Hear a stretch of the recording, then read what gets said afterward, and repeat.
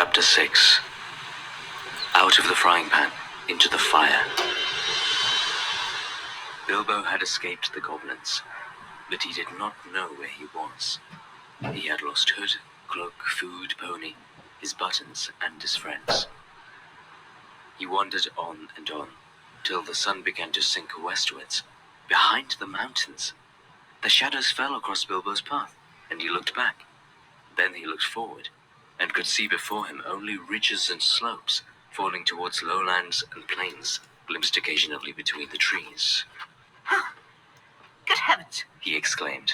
I seem to have got right to the other side of the Misty Mountains, right to the edge of the land beyond. Oh, where can Gandalf and the dwarves have got to? I only hope to goodness they're not still back there in the power of the goblins. He still wandered on, out of the little high valley, over its edge, and down the slopes beyond. But all the while a very uncomfortable thought was growing inside him. He wondered whether he ought not, now he had the magic ring, to go back into the horrible, horrible tunnels and look for his friends. He had just made up his mind that it was his duty, that he must turn back, and very miserable he felt about it, when he heard voices. He stopped and listened. It did not sound like goblins, so he crept forward carefully. He was on a stony path winding downwards, with a rocky wall on the left hand. On the other side the ground sloped away, and there were dells below the level of the path, overhung with bushes and low trees. In one of these dells under the bushes, people were talking. He crept still nearer, and suddenly he saw, peering between two big boulders, a head with a red hood on. It was Balin doing lookout. Bilbo could have clapped and shouted for joy, but he did not. He had still got the ring on, for fear of meeting something unexpected and unpleasant, and he saw that Balin was looking straight at him, without noticing him. I will give them all a surprise, he thought, as he crawled into the bushes at the edge of the dell. Gandalf was arguing with the dwarves. They were discussing all that had happened to them in the tunnels, and wondering and debating what they were to do now. The dwarves were grumbling, and Gandalf was saying that they could not possibly go on with their journey, leaving Mr. Baggins in the hands of the goblins, without trying to find out if he was alive or dead, and without trying to rescue him. After all, he is my friend, said the wizard. I'm not a bad little chap. I feel responsible for him. I wish to goodness you had not lost him. The dwarves wanted to know why he had ever been brought at all, why he could not stick to his friends and come along with them, and why the wizard had not chosen someone with more sense. He has been more trouble than you so far, said one. If we have got to go back now into those abominable tunnels and look for him, then drat him, I say.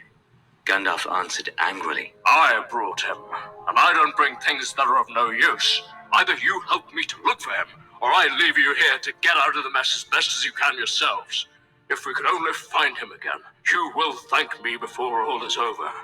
Whatever did you want to go and drop him for, Dory? You would have dropped him, said Dory. if a goblin had suddenly grabbed your legs from behind in the dark, tripped up your feet and kicked you in the back. Then why didn't you pick him up again? Good heavens, can you ask? Goblins fighting and biting in the dark, everybody falling over bodies and hitting one another. You nearly chopped off my head with Glamdring, and Thorin was stabbing here, there, and everywhere with Orcrist. All of a sudden, you gave one of your blinded flashes, and we saw the goblins running back, yelping. You shouted, "Follow me, everybody," and everybody ought to have followed. We thought everybody had. There was no time to count, as you know quite well, until we had dashed through the gate guards, out of the lower door, and helped us skelter down here. And here we are, without the burglar, confronting him. And here's the burglar, said Bilbo, stepping down into the middle of them and slipping off the ring. Bless me, how they jumped. Then they shouted with surprise and delight. Gandalf was as astonished as any of them, but probably more pleased than all the others. He called to Balin and told him what he thought of the lookout man who let people walk right into them like that without a warning. It is a fact that Bilbo's reputation went up a very great deal with the dwarves after this. If they had still doubted that he was really a first-class burglar, in spite of Gandalf's words, they doubted no longer. Balin was the most puzzled of all, but everyone said it was a very clever bit of work. Indeed, Bilbo was so pleased with their praise that he just chuckled inside and said nothing whatever about the ring. And when they asked him how he did it, he said, "Oh, just crept along, very carefully and quietly." It is the first time that even a mouse has crept along carefully and quietly under my very nose and not been spotted, said Balin, and I take off my hood to you. which he did, Balin, at your service. said he, Your servant, Mr. Baggins. said Bilbo. Then they wanted to know all about his adventures after they had lost him, and he sat down and told them everything, except about the finding of the ring. Not just now. He thought. They were particularly interested in the riddle competition, and shuddered most appreciatively at his description of Gollum, And then I couldn't think of any other question with him sitting beside me. ended Bilbo. So I said, what's in my pocket? And he couldn't guess in 3 goes. So I said, what about your promise? Show me the way out. But he came at me to kill me, and I ran and fell over, and he missed me in the dark. Then I followed him, because I heard him talking to himself. He thought I really knew the way out, so he was making for it. And then he sat down in the entrance, and I could not get by. So I jumped over him and escaped, and ran down to the gate. What about the guards? They asked. Weren't there any? Oh, yes, lots of them, but I dodged them. I got stuck in the door, which was only open a crack, and I lost lots of buttons. He said sadly, looking at his torn clothes. But I squeezed through all right, and here I am. The dwarves looked at him with quite a new respect when he talked about dodging guards, jumping over Gollum, and squeezing through, as if it was not very difficult or very alarming, What did I tell you? said Gandalf, laughing. Mr. Baggins has more about him than you guess. He gave Bilbo a queer look from under his bushy eyebrows as he said this, and the hobbit wondered if he guessed at the part of his tale that he had left out. Then he had questions of his own to ask, for if Gandalf had explained it all by now to the dwarves, Bilbo had not heard it. He wanted to know how the wizard had turned up again, and where they had all got to now. The wizard, to tell the truth, never minded explaining his cleverness more than once, so now he told Bilbo that both he and Elrond had been well aware of the presence of evil goblins in that part of the mountains. But their main gate used to come out on a different pass, one more easy to travel by, so that they often caught people benighted near their gates. Evidently, people had given up going that way, and the goblins must have opened their new entrance at the top of the path the dwarves had taken quite recently, because it had been found quite safe up to now. I must see if I can't find a more or less decent giant to block it up again, said Gandalf. or soon there will be no getting over the mountains at all. As soon as Gandalf had heard Bilbo's yell, he realized what had happened. In the flash which killed the goblins that were grabbing him, he had nipped inside the crack just as it snapped to. He followed after the drivers and prisoners right to the edge of the great hall, and there he sat down and worked up the best magic he could in the shadows. A very ticklish business it was, He said, touch and go. but of course Gandalf had made a special study of bewitchments with fire and lights. Even the Hobbit had never forgotten the magic fireworks at old Tuke's Midsummer Eve parties, as you remember. The rest we all know, except that Gandalf knew all about the back door, as the goblins called the lower gate, where Bilbo lost his buttons. As a matter of fact, it was well known to anybody who was acquainted with this part of the mountains, but it took a wizard to keep his head in the tunnels and guide them in the right direction, They made that gate ages ago, he said. partly for a way of escape if they needed one, partly as a way out into the lands beyond, where they still come in the dark and do great damage. They guard it always, and no one has ever managed to block it up. They will guard it doubly after this. He laughed. All the others laughed too. After all, they had lost a great deal, but they had killed the great goblin and a great many others besides, and they had all escaped. So they might be said to have had the best of it so far. But the wizard called them to their senses. We must be getting on at once. Now we are a little rested. He said, They will be out after us in hundreds when night comes on, and already shadows are lengthening. They can smell our footsteps for hours and hours after we have passed. We must be miles on before dusk.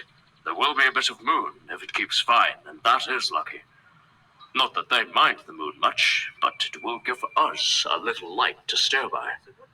Oh yes, he said in answer to more questions from the hobbit. You lose track of time inside goblin tunnels. Today's Thursday, and it was Monday night or Tuesday morning that we were captured. We have gone miles and miles, and come right down through the heart of the mountains, and are now on the other side. Quite a shortcut. But we are not at the point to which our pass would have brought us. We are too far to the north, and have some awkward country ahead. And we are still pretty high up. Let's get on. I am dreadfully hungry. Groaned Bilbo, who was suddenly aware that he had not had a meal since the night before last. Just think of that for a hobbit. His stomach felt all empty and loose, and his legs all wobbly now that the excitement was over. Can't help it, said Gandalf. unless you like to go back and ask the goblins nicely to let you have your pony back and your luggage. No, thank you, said Bilbo. Very well, then. We must just tighten our belts and trudge on, or we shall be made into supper. And that will be much worse than having none ourselves. As they went on, Bilbo looked from side to side for something to eat, but the blackberries were still only in flower, and of course there were no nuts, not even hawthorn berries. He nibbled a bit of sorrel, and he drank from a small mountain stream that crossed the path, and he ate 3 wild strawberries that he found on its bank.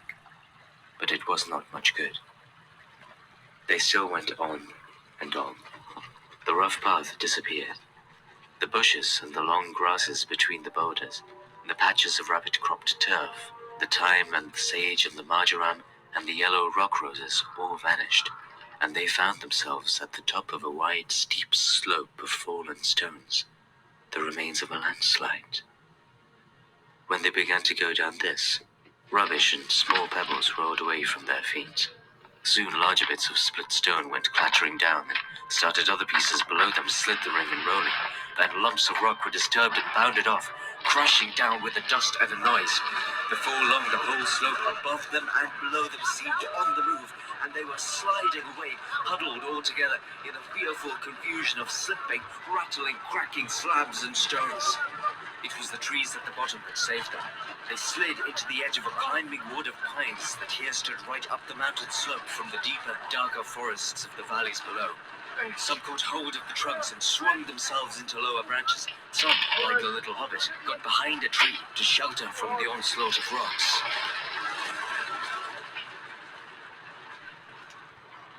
Soon, the danger was over. The slide had stopped, and the last faint crashes could be heard as the largest of the disturbed stones went bounding and spinning among the bracken and the pine roots far below. Well, that has got us on a bit, said Gandalf. And even goblins tracking us will have a job to come down here quietly. I dare say, grumbled Bombur. But they won't find it difficult to send stones bouncing down on our heads. The dwarves and Bilbo were feeling far from happy, and were rubbing their bruised and damaged legs and feet. Nonsense. We are going to turn aside here out of the path of the slide. Now, we must be quick. Look at the light. The sun had long gone behind the mountains. Already the shadows were deepening about them, though far away through the trees and over the black tops of those growing lower down, they could still see the evening lights on the plains beyond.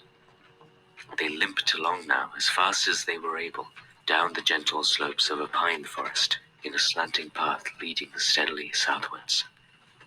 At times they were pushing through a sea of bracken, with tall fronds rising right above the hobbit's head. At times they were marching along, quiet as quiet, over a floor of pine needles. And all the while the forest gloom got heavier, and the forest silence deeper. There was no wind that evening, to bring even a sea sighing into the branches of the trees. Must we go any further? Asked Bilbo, when it was so dark that he could only just see Thorin's beard wagging beside him, and so quiet that he could hear the dwarves breathing like a loud noise. My toes are all bruised and bent, and my legs ache, and my stomach is wagging like an empty sack. A bit further, said Gandalf. After what seemed ages further, They came suddenly to an opening where no trees grew. The moon was up and was shining into the clearing.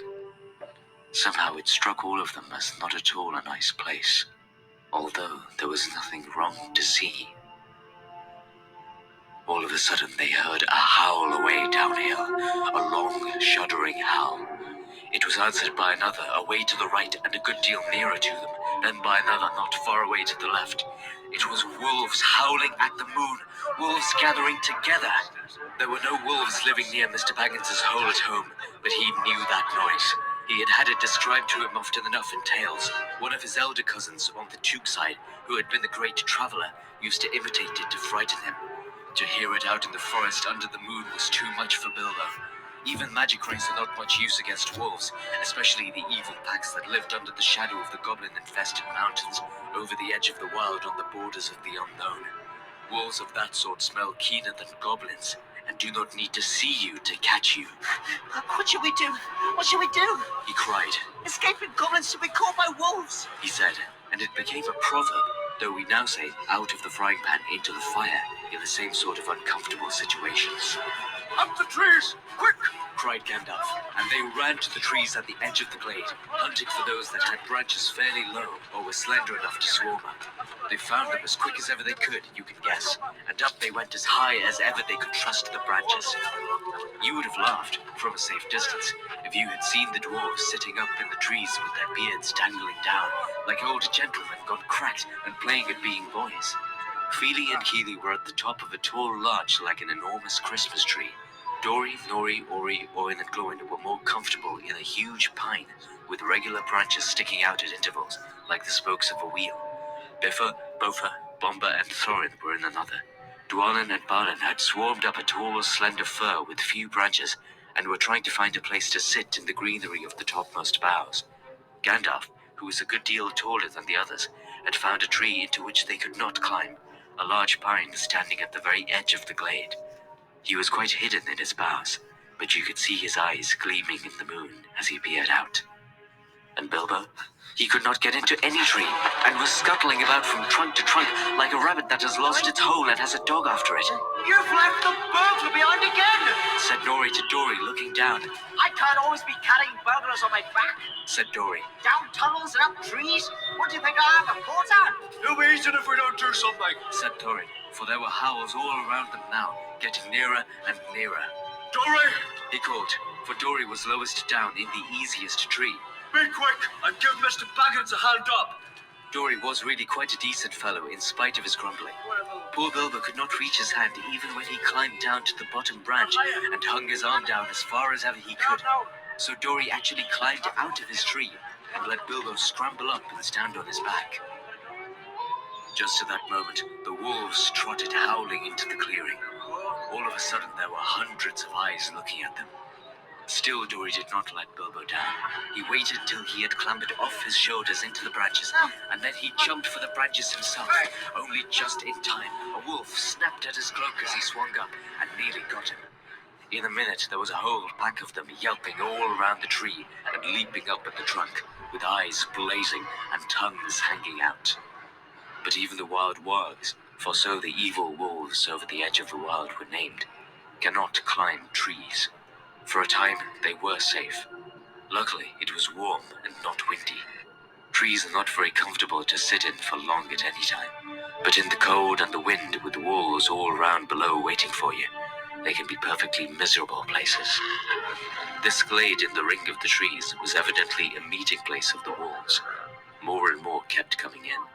They left guards at the foot of the tree in which Dori and Bilbo were, and then went snuffling about till they had smelt out every tree that had anyone in it. These they guarded too, while all the rest, hundreds and hundreds it seemed, went and sat in a great circle in the glade. And in the middle of the circle was a great grey wolf. He spoke to them in the dreadful language of the wargs. Gandalf understood it. Bilbo did not, but it sounded terrible to him, and as if all their talk was about cruel and wicked things, as it was. Every now and then, all the wargs in the circle would answer their grey chief all together, and their dreadful clamour almost made the hobbit fall out of his pine tree. I will tell you what Gandalf heard, though Bilbo did not understand it. The wargs and the goblins often helped one another in wicked deeds. Goblins did not usually venture very far from their mountains, unless they are driven out and are looking for new homes, or are marching to war, which I'm glad to say has not happened for a long while. But in those days, they sometimes used to go on raids, especially to get food or slaves to work for them. Then they often got the wargs to help, and shared the plunder with them. Sometimes they rode on wolves like men do on horses. Now, it seemed that a great goblin raid had been planned for that very night. The wargs had come to meet the goblins, and the goblins were late. The reason, no doubt, was the death of the great goblin, and all the excitement caused by the dwarves and Bilbo and the wizard, for whom they were probably still hunting.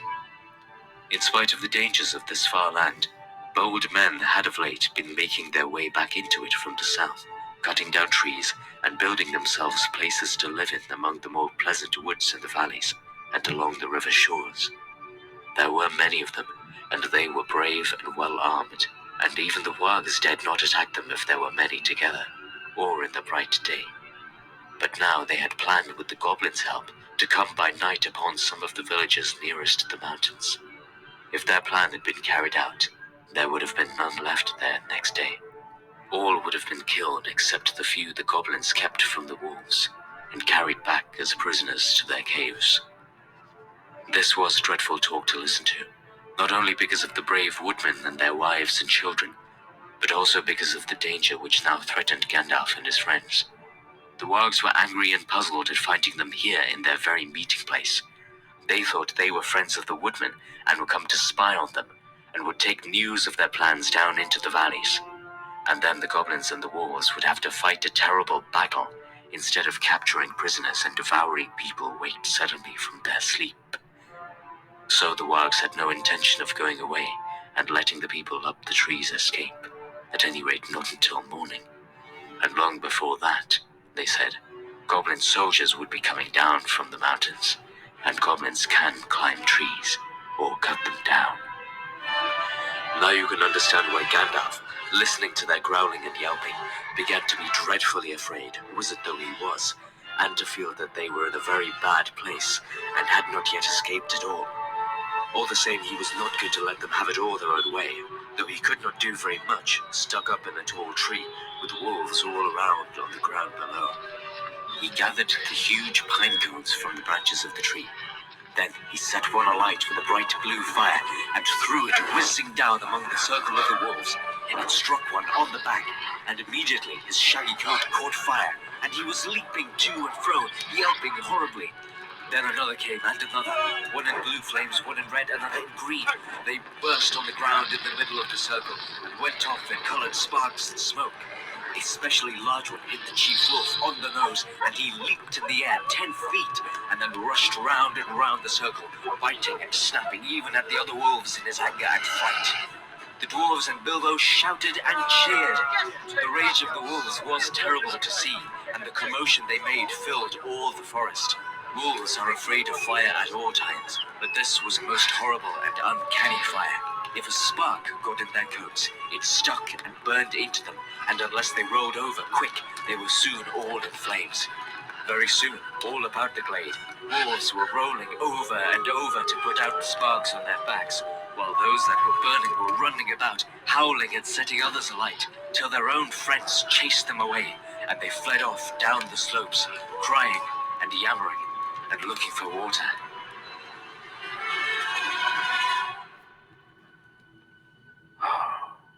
What is all this uproar in the forest tonight? Said the Lord of the Eagles. He was sitting, black in the moonlight, on the top of a lonely pinnacle of rock at the eastern edge of the mountains. I hear wolves' voices. Are the goblins at mischief in the woods? He swept up into the air, and immediately 2 of his guards from the rocks at either hand leapt up to follow him. They circled up in the sky and looked down upon the ring of the wargs, a tiny spot far, far below. But eagles have keen eyes and can see small things at a great distance. The Lord of the Eagles of the Misty Mountains had eyes that could look at the sun unblinking, and could see a rabbit moving on the ground a mile below, even in the moonlight. So though he could not see the people in the trees, he could make out the commotion among the wolves and see the tiny flashes of fire and hear the howling and yelping come up faint from far beneath him. Also, he could see the glint of the moon on goblins' spears and helmets as long lines of the wicked folk crept down the hillsides from their gate and wound into the wood. Eagles are not kindly birds. Some are cowardly and cruel, but the ancient race of the northern mountains were the greatest of all birds. They were proud and strong and noble-hearted. They did not love goblins or fear them. When they took any notice of them at all, which was seldom, for they did not eat such creatures, they swooped on them and drove them shrieking back into their caves, and stopped whatever wickedness they were doing. The goblins hated the eagles and feared them, but could not reach their lofty seats or drive them from the mountains. Tonight, the Lord of the Eagles was filled with curiosity to know what was afoot, so he summoned many other eagles to him, and they flew away from the mountains, and slowly circling ever round and round, they came down, down, down towards the ring of the wolves and the meeting place of the goblins. A very good thing, too. Dreadful things had been going on down there. The wolves that had caught fire and fled into the forest had set it alight in several places. It was high summer, and on this eastern side of the mountains there had been little rain for some time. Yellowing bracken, fallen branches, deep piled pine needles, and here and there dead trees were soon in flames. All around the clearing of the wargs, fire was leaping. But the wolf guards did not leave the trees.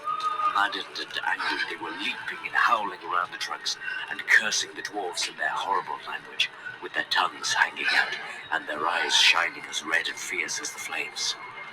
Then, suddenly, goblins came running up, yelling.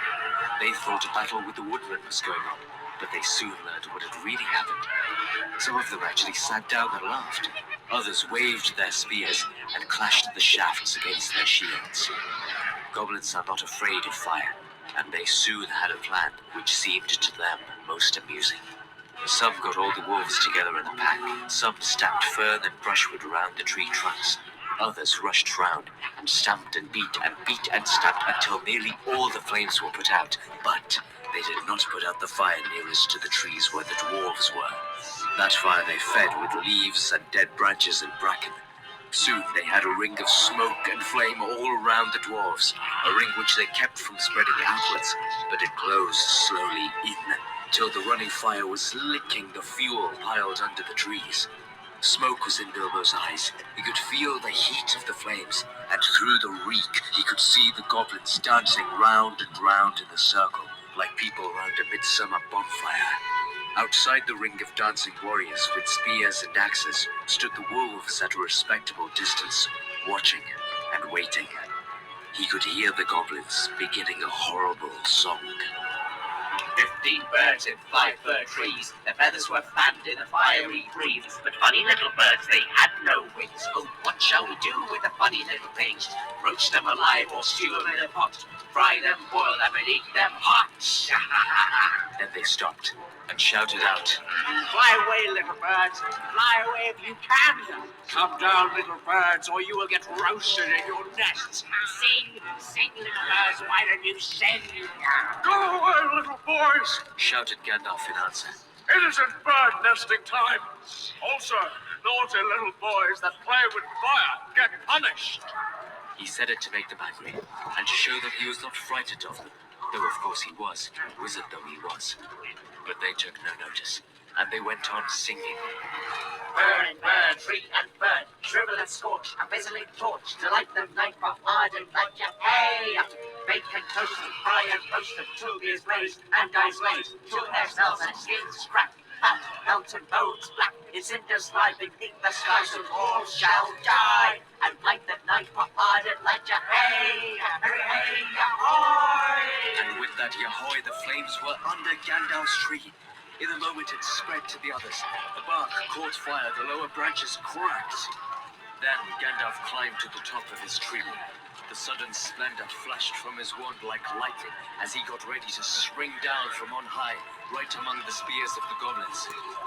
That would have been the end of him, though he would probably have killed many of them as he came hurtling down like a thunderbolt. But he never leaped. Just at that moment, the Lord of the Eagles swept down from above, seized him in his talons, and was gone.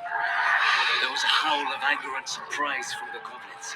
Loud cried the Lord of the Eagles, to whom Gandalf had now spoken. Back swept the great birds that were with him, and down they came like huge black shadows. The wolves yammered and gnashed their teeth, the goblins yelled and stamped with rage, and flung their heavy spears in the air in vain. Over them swooped the eagles. The dark rush of their beating wings smote them to the floor, or drove them far away. Their talons tore at goblin faces. Other birds flew to the treetops and seized the dwarves, who were scrambling up now as far as ever they dared to go. Poor little Bilbo was very nearly left behind again. He just managed to catch hold of Dory's legs as Dory was borne off last of all, and up they went together, above the tumult and the burning, Bilbo swinging in the air with his arms nearly breaking. Now, far below, the goblins and the wolves were scattering far and wide in the woods. A few eagles were still circling and sweeping above the battleground. The flames about the trees sprang suddenly up above the highest branches. They went up in crackling fire. There was a sudden flurry of sparks and smoke. Bilbo had escaped only just in time.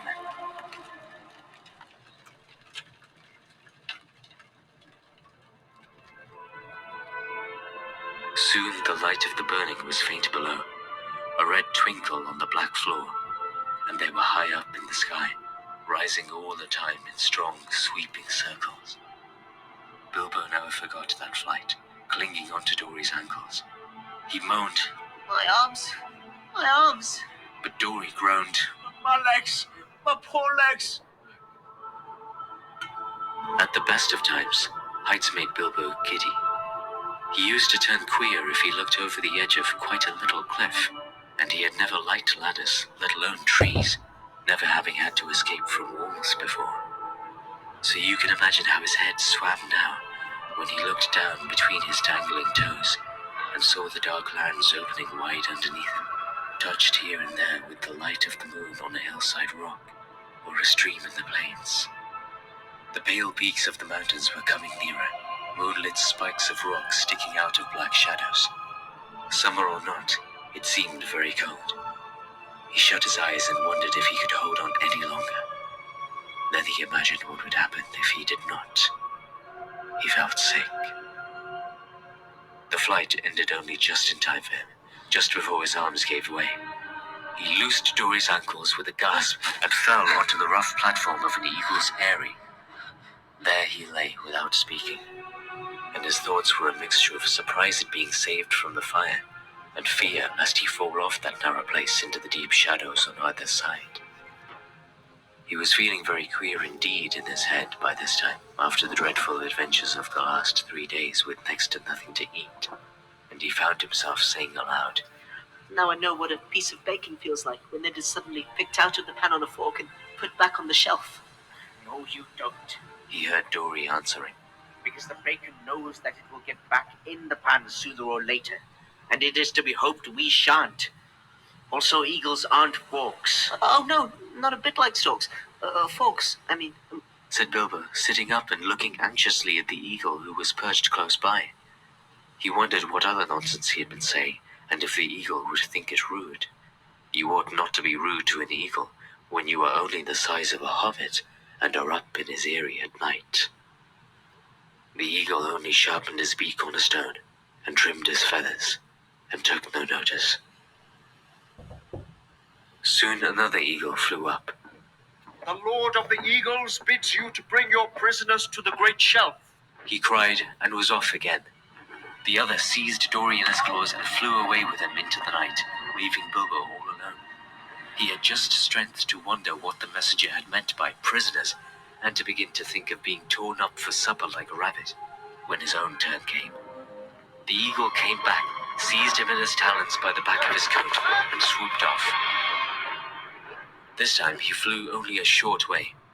Very soon Bilbo was laid down, trembling with fear, on the wide shelf of rock on the mountainside.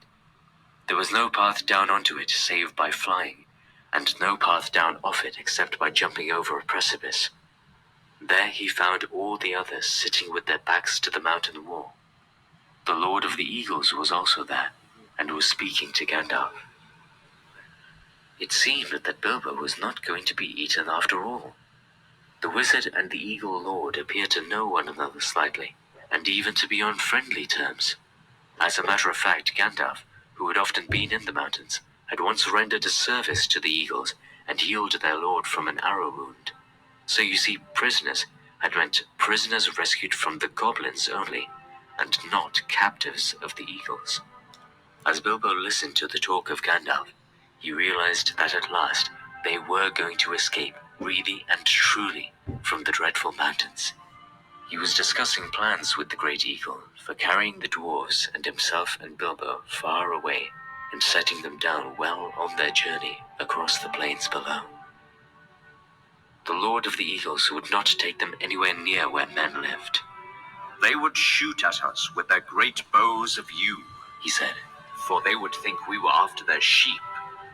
And at other times they would be right. No, we are glad to cheat the goblins of their sport, and glad to repay our thanks to you. But we will not risk ourselves for dwarves in the southward plains. Very well. said Gandalf. Take us where and as far as you will. We are already deeply obliged to you. But in the meantime, we are famished with hunger. I am nearly dead of it. Said Bilbo, in the weak little voice that nobody heard. That can perhaps be mended, Said the Lord of the Eagles. Later on you might have seen the bright fire on the shelf of rock, and the figures of the dwarves round it, cooking and making a fine roasting smell. The Eagles had brought up dry boughs for fuel, and they had brought rabbits, hares, and a small sheep. The dwarves managed all the preparations. Bilbo was too weak to help, and anyway he was not much good at skinning rabbits or cutting up meat, being used to having it delivered by the butcher, all ready to cook. Gandalf, too, was lying down, after doing his part in setting the fire going, since Owen and Glóin had lost their tinder boxes. Dwarves have never taken to matches even yet. So ended the adventures of the Misty Mountains. Soon Bilbo's stomach was feeling full and comfortable again, and he felt he could sleep contentedly, though really he would have liked a loaf and butter better than bits of meat toasted on sticks. He slept, curled up on the hard rock, more soundly than ever he had done on his feather bed in his own little hole at home. But all night he dreamed of his own house, and wandered in his sleep into all his different rooms, looking for something that he could not find, nor remember what it looked like.